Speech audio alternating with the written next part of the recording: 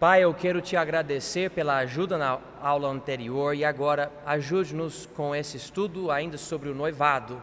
Que o Senhor seja honrado nisto. Me dê as palavras certas, em nome de Jesus. Amém. Na aula anterior, notamos que é essencial analisar a validade do relacionamento e o caráter das duas pessoas para decidir se é a hora de casar e a pessoa certa. Você vai precisar fazer isso se você quiser um casamento bom e casamento cristão. Mas depois de fazer isso, se você chegar à conclusão, mas é isso mesmo, é para eu casar, eu quero casar com essa pessoa. Daí vem os pedidos. Eu coloco aqui pedidos porque algumas coisas que precisamos notar. Vamos primeiro para Efésios 6, por favor. Efésios 6, versículos 1, 2 e 3. Aqui diz o seguinte: vós, filhos, sede obedientes a vossos pais no Senhor, porque isto é justo. Honra a teu pai e a tua mãe, que é o primeiro mandamento com promessa, para que te vá bem e vivas muito tempo sobre a terra. Não existe uma idade na Bíblia na qual o homem não precisa mais honrar os seus pais. Na verdade, você pode ler passagens no livro, por exemplo, no livro de Mateus, que falam sobre adultos que não respeitavam a lei, que falavam que precisava respeitar os seus pais. E quando você pensa em entrar em noivado, como eu falei na semana passada, não é somente um relacionamento, o casamento, vamos falar, não é um casamento somente entre um homem e uma mulher, mas, na verdade, é um casamento entre uma família com uma outra. Há um histórico que os dois trazem para o casamento, há relacionamentos na família, parentes, etc.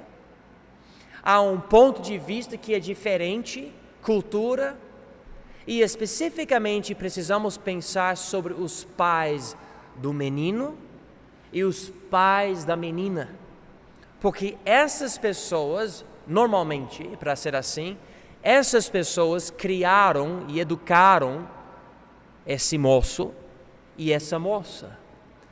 E eu penso sobre mim, eu tenho 5 filhos. Se alguém quiser casar com, por exemplo, uma das minhas filhas, eu não vou querer, depois de passar tanto tempo ensinando a minha filha, que um rapaz chega do nada e leva minha filha para qualquer lugar e não me avisa. Na verdade, eu quero achar uma arma se um rapaz quiser fazer uma coisa dessa.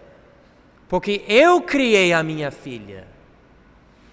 E na hora certa, para a pessoa certa, eu vou entregar ela para ele. Mas não para qualquer doidão que quer fazer qualquer coisa com ela. Eu não passei, vamos dizer, 18 anos, 20 anos ou mais anos criando ela para ver um rapaz simplesmente roubar ela e o coração dela. Mas eu entendo uma coisa, eu não estou criando os meus filhos para mim.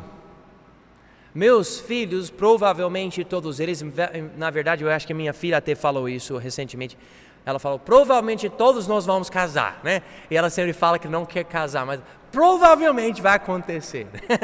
Eu acho engraçado. Mas é muito provável. Eu aceito isso. Meus filhos vão embora um dia.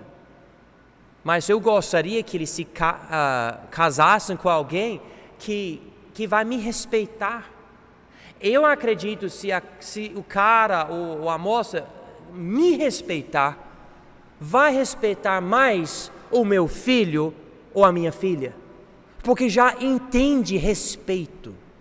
Então, quando chega na hora de pedir, quando falamos sobre o pedido principal é quando o rapaz, sendo o líder, pedir que a moça se case com ela. Ele fala, você não quer se casar comigo? Eu não sei como que vocês falam isso no português, mas a gente fala no inglês que está pedindo a mão dela em casamento, né?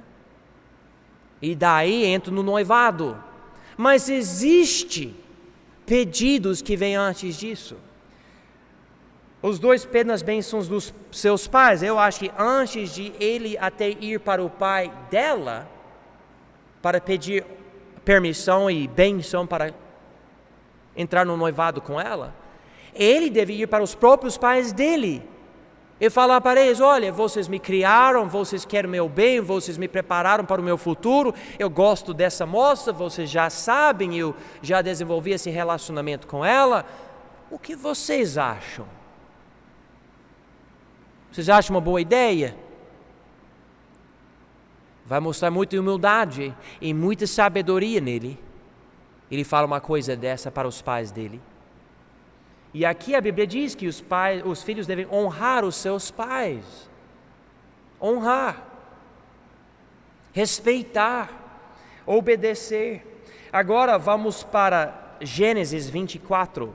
Gênesis 24. Primeiro livro da Bíblia. E agora aqui, nós vamos ver, número 2 na folha, o moço pede a bênção do pai da moça. Aqui Abraão mandou o servo dele para procurar isto dos pais da moça. E diz aqui em Gênesis 24, 23, e disse, de quem és, filha? Faz-me saber, peço-te, há também em casa de teu pai lugar para nós pousarmos. E daí versículo 49. Agora, pois, se vós haveis de fazer benevolência e verdade a meu senhor, fazemos saber, e se não, também me fazeis saber, para que eu vá à direita ou à esquerda. Então responderam Labão e Betuel e disseram, do Senhor procedeu este negócio, não podemos falar-te mal ou bem. Eis que Rebeca está diante da tua face, toma-a e vai-te, seja a mulher do filho de teu senhor, como tem dito o Senhor. Então, ele foi para eles e pediu isso. Ela pode voltar comigo para se casar com o meu senhor, na verdade o filho do meu senhor. Um pedido, respeitando. Quando eu quis até namorar com a Julie, eu fui para o pai dela. Eu falei para o pai dela, eu gostaria de, não somente na verdade namorar, mas mais do que isso, casar com ela, porque eu quis explicar tudo, eu tinha o alvo de casar. E um pastor meu, anos atrás, ele enfatizou algo, você deve fazer não pedir permissão, você deve pedir a bênção. Porque permissão pode ser o seguinte, tá, tudo bem, se você quiser. Mas a bênção é mais profunda. A bênção é dizer, você quer isso também? Eu quero que você abençoe esse relacionamento. Eu quero as bênçãos dos pais dessa moça nesse relacionamento. Eu quero as bênçãos dos meus pais nesse relacionamento. Eu quero que todo mundo esteja feliz por causa desse relacionamento. Essa é a ideia. Então você não pede somente o pedido, você pede a bênção. Eu quero saber disso. Tais pedidos honram as observações e as preocupações dos pais, né? E eu acho que há certos casos, né? Se eu, vamos dizer que eu falo, mãe, eu quero apresentar uma moça para a senhora, eu estou pensando em namorar com ela, me casar com ela, sei lá. E ela chega na presença da minha mãe e... Se você não concordar, tudo bem, eu estou falando da minha família. Mas minha esposa, essa moça tem, vamos dizer, 3 cores diferentes de cabelo. Ela tem 5 brincos aqui no nariz e 3 aqui. Ela tem algumas coisas aqui, uma corrente dessa parte da cabeça até o lábio. Eu acho que nem vale a pena pedir a bênção da minha mãe. É melhor falar que ela não vai aceitar e eu não vou ter esse relacionamento. Eu vou colocar isso em cima da minha mãe ou em cima do meu pai? Pai, você não vai abençoar esse relacionamento? E eu sou doido? Claro que ele não vai. É melhor eu nem pensar num relacionamento desse.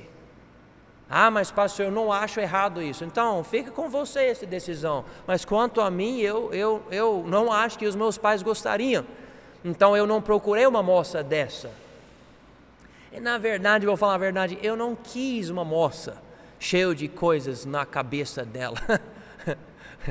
Eu posso falar uma coisa engraçada, mas não vou falar. Eu não quis. E meus pais não quiseram também.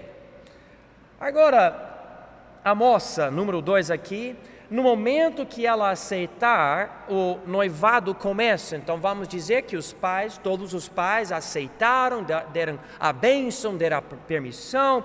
E número 2, com isso, ele pede, ele vai para ela, esse momento, ele vai para ela e fala, então você não quer se casar comigo? Na hora que ela falar sim, nós entendemos que nesse momento é um acordo oficial entre os dois.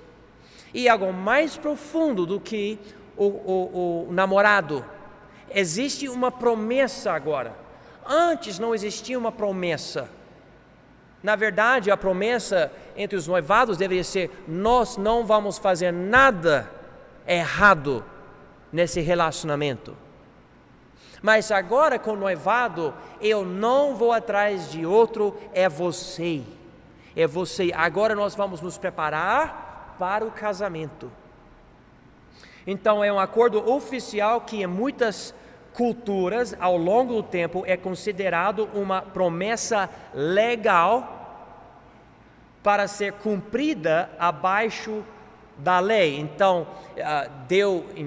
dava, hoje em dia, provavelmente mudou em quase todo o país, mas dava para processar se a mulher, se o rapaz falasse, olha, eu não quero mais isso, tchau. Então ela poderia entrar na justiça, processar ele e cobrar multa. Ele precisaria pagar a multa para ela, talvez até para a família dela, por causa disso. Quebra de promessa. E não era para ser feita assim. Essa regra existindo ou não, essa lei existindo na justiça ou não, para mim não importa. Precisamos entender que o noivado é um momento precioso de dar estabilidade e certeza para o relacionamento. Você não precisa se preocupar, eu vou me casar com você, agora vamos nos preparar para isso. Vamos nos preparar, tá? Então essa é a ideia do noivado. Número 3, em muitas culturas, um anel serve como símbolo do noivado. Eu vi um casal se casar da Índia. Na verdade, ela era americana, missionária, indo para a Índia, e ela se casou com alguém da Índia. E em vez de colocar uma aliança no dedo, ele colocou algo que parece, como se chama? É colar? Coloca aqui. Mas colocou na cabeça dela assim e fez assim, tipo a letra V aqui, com uma joia aqui. Eu achei muito bonito, mas eu acho difícil ela usar todo dia. Eu acho o anel muito legal, muito bom. Mas cada cultura faz o que faz, e a Bíblia não fala tem que ser assim, assim, assim. Mas entendemos que a ideia é que a mulher está dependendo desse rapaz. Ele vai voltar, ele vai se casar comigo, ele vai tomar conta de mim. Ele, em vez de eu ser filho dos meus pais, dentro da casa dos meus pais, o meu marido vai tomar conta de mim. Essa era a ideia, e é a ideia até hoje no noivado cristão. Agora vamos para a letra D aqui na apostila, página 8, e vemos para a parte pedido. Então agora estão namorando, noivando, não pode falar isso, né? Mas são noivados, né? Noivos, não casados ainda. Número 1, o fato mais importante para se lembrar: você não é casado ainda, né? E eu não sei quantas vezes eu já ouvi: a gente fez algumas coisas porque sabíamos nós vamos casar, né? Não é, você não é casado ainda. Você não é. Você entrou no noivado, algo diferente. É antes, é preparativo, é algo para preparar você, né? Então você não é casado ainda. Número 2, é recomendável ter um namoro longo e um noivado curto para evitar tentações. Vamos rapidamente para Romanos 13. Eu estou pulando uma passagem aqui, mas Romanos 13, versículo 14 diz o seguinte: mas revesti-vos do Senhor Jesus Cristo e não tenhais cuidado da carne em suas concupiscências. E existe uma ideia dentro desse contexto aqui, desse versículo aqui, que dá a ideia: não faz coisas que vão tentar você, que vão causar você cair no pecado, né?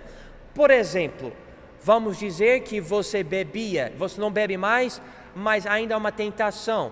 Quando você vai para o mercado, você não vai andar onde tem cerveja, você vai evitar.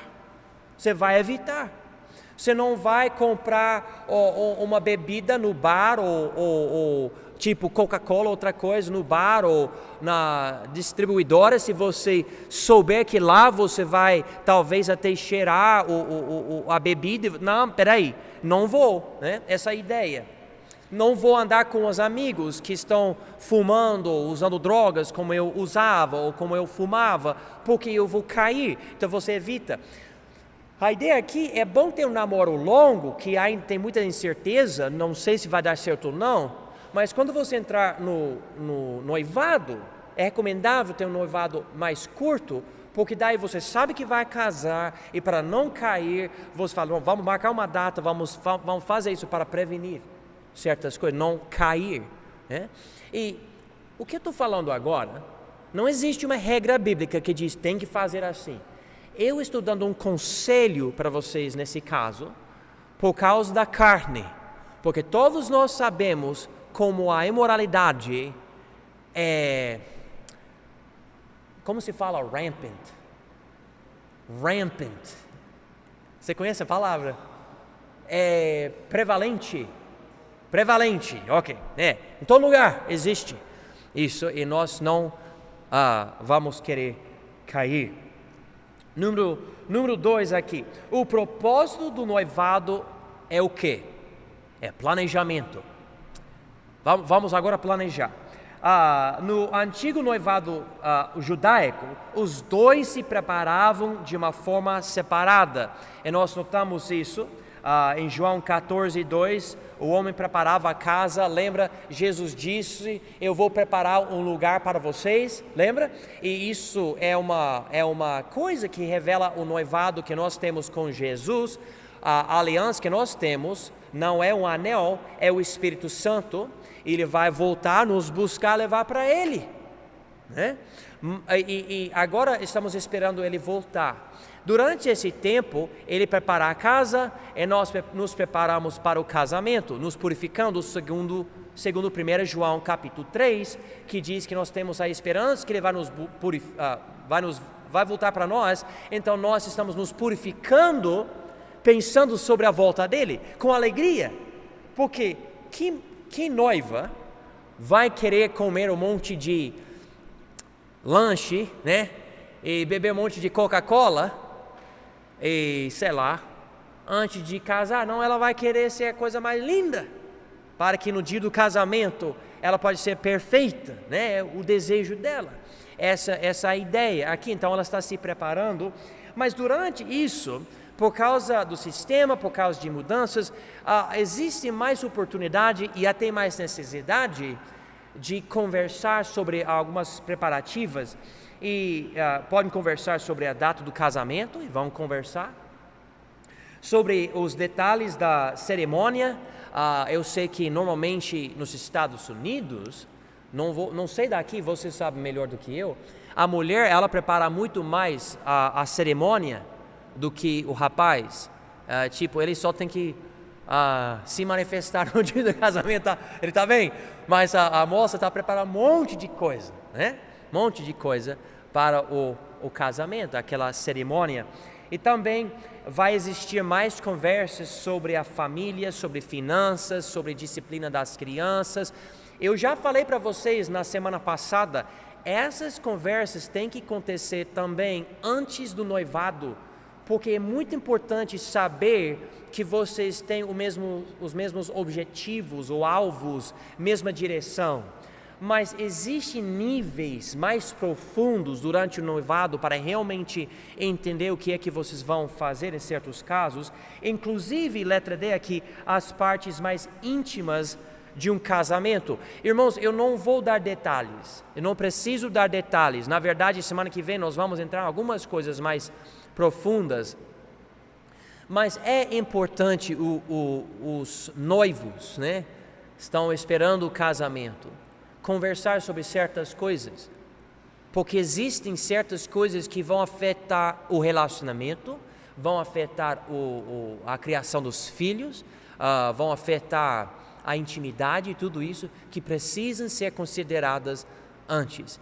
E eu não acredito em conversas muito longas ou prolongadas, porque você não vai querer criar certas coisas dentro de seu coração, mas ao mesmo tempo você tem que pensar sobre o que você vai fazer, porque você não vai querer entrar no casamento com ideias diferentes, especialmente com as coisas do jeito que estão hoje. Vocês vão querer se proteger, então é importantíssimo considerar essas coisas. Na semana que vem, Deus permitindo, semana que vem não, porque semana que vem eu estarei em Ji-Paraná filmando a conferência. Daqui 2 semanas, Deus permitindo, nós vamos observar algumas coisas sobre planejamento familiar. Quantos filhos, quando ter filhos, etc. Coisas importantes e nós vamos analisar algumas coisas. Então não percam a oportunidade de estar aqui na semana que vem.